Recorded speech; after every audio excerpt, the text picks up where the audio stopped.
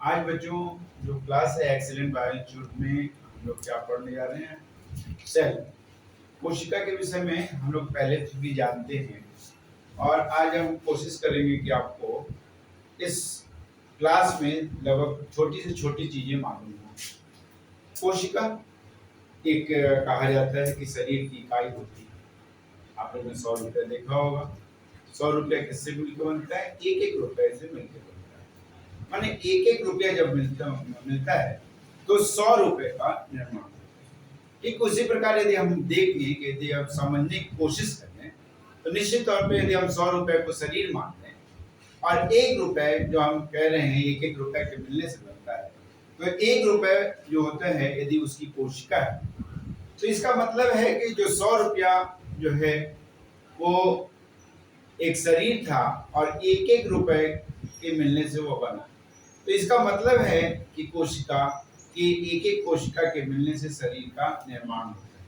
निश्चित तौर पे एक कहा जा सकता है कि उसका ढांचा बन रहा है, शरीर का ढांचा बन रहा है, माने संरचनात्मक इकाई और कार्य करने की भी इकाई होती है। माने एक तरह से कहा जाए कि कोशिका शरीर की संरचनात्मक एवं कार्यात्मक इकाई होती है।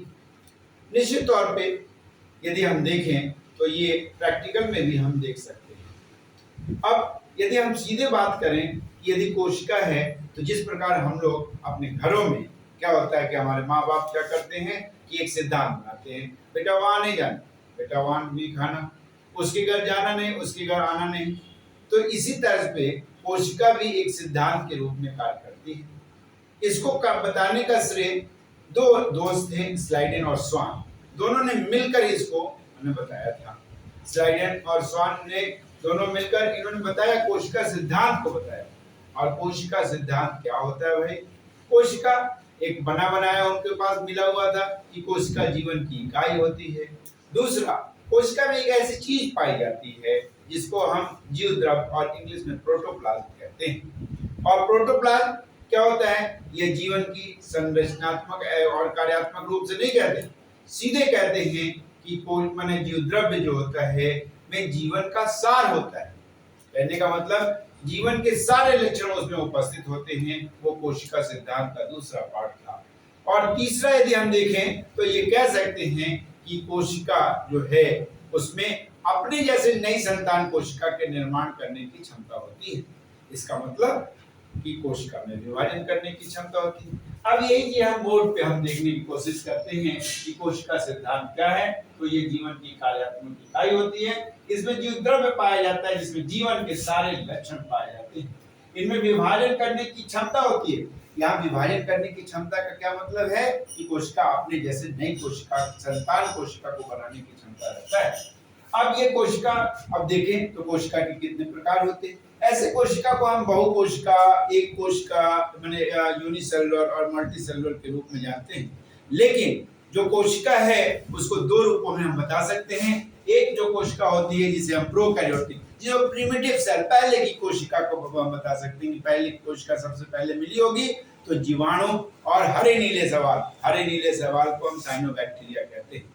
अब जानने की ये कोशिश करेंगे कि ये छोटा सा जीव, ये छोटा सा प्राणी जिसे जीवाणु और हरा नीला शैवाल कह रहे हैं, उसमें क्या लक्षण होते होंगे। तो सीधे हम इस पे आते हैं।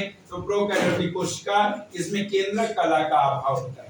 कोशिका के अंदर केंद्रक पाई जाती है। केंद्रक की एक बाउंड्री लाइन होती है, उस बाउंड्री लाइन को माने न्यूक्लियर मेम्ब्रेन कहते हैं। उसी का अभाव होगा। जब वही बाउंड्री लाइन खत्म हो जाएगी, इसका मतलब है कि केंद्रक और कोशिका द्रव में वो जो संपर्क है, वो बाउंड्री लाइन वो खत्म हो जाती है, वो सीधे संपर्क में होती है।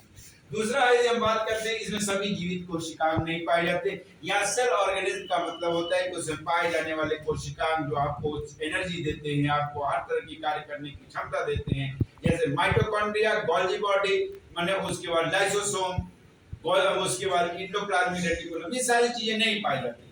हाँ, ये पाई जाती है। क्या पाई जाती है? राइबोसोम पाया जाता है। लेकिन राइबोसोम क्या होता है? इसमें प्रजनन और 70S प्रकार का राइबोसोम उपस्थित रहता है। इसमें एक स्टोन प्रोटीन होती है जो डीएनए से संबंधित अटैचमेंट को दिखाते हैं, तो इसकी मौजूदगी न के बराबर होती है। अब क्या होते हैं, जैसा मैंने उदाहरण बता दिया। अब ये देखिए दूसरा यूकैरियोटिक कोशिका, स्वाभाविक है प्रोकैरियोटिक कोशिका का थोड़ा सा अलग कर देंगे तो यूकैरियोटिक कोशिका सबसे पहले ये डेवलप सेल होती है। ये विकासशील होता है, विकसित होता है। तो विकसित करने का मतलब है कि उससे ऊंचा होना। माने इन दोनों को छोड़ दें, हरे नीले शैवाल को छोड़ दें और जीवाणु को छोड़ दें, तो शेष सारे प्रकार की कोशिकाएं जो होती हैं सब यूकैरियोटिक का भाग होती है। यूकैरियोटिक में कंप्लीट न्यूक्लियस पूरा केंद्रक पाया जाता है, तो बाउंड्री लाइन रहेगी और उसमें जीवित कोशिकाएं जो होता है वो पाए जाते हैं। इसमें 80S प्रकार का राइबोसोम होता है। हिस्टोन प्रोटीन की यहाँ मौजूदगी देखी, वहां नहीं देख रहे थे, यहाँ देखी जाएगी। और यहाँ पर बार-बार हम बोल रहे हैं S S S. What is the meaning of S? S का मतलब होता है सेडिमेंटेशन कोएफिशिएंट, इसका मतलब होता है अवसाद गुणांक, और that is a measurement unit, इसको कह सकते हैं। और उसके बाद यदि हम इस बात की कोशिका की बात कर रहे हैं तो यह बात ना करें कि कोशिका कौन सी छोटी होती है कौन सी बड़ी होती है। तो स्मॉलेस्ट सेल यदि बात करें जो सबसे छोटी कोशिका होती है जिसे पीटीएल और पिल्रोनिया लाइक ऑर्गेनिज्म कहते हैं, और इसको माइकोप्लाज्मा जेलिसर्टिकम के रूप में कह सकते हैं। इसकी माप क्या होती है? इसकी माप लगभग 10 माइक्रोमीटर के आसपास होती है। अब लार्जेस्ट सेल जब सबसे बड़ी कोशिका, सूत्रमूल सब जानते हैं और चीज सबको पता है, और उसका अंडा यानी एक्स सेल जो होती है वो 15 से 18 सेंटीमीटर के आसपास होती है। अब मानो ये उसके मनुष्य में यदि देखें तो मनुष्य की सबसे बड़ी कोशिका जिसे हम तंत्रिका कोशिका कहते हैं, जिसकी माप 1 मीटर के आसपास होती है।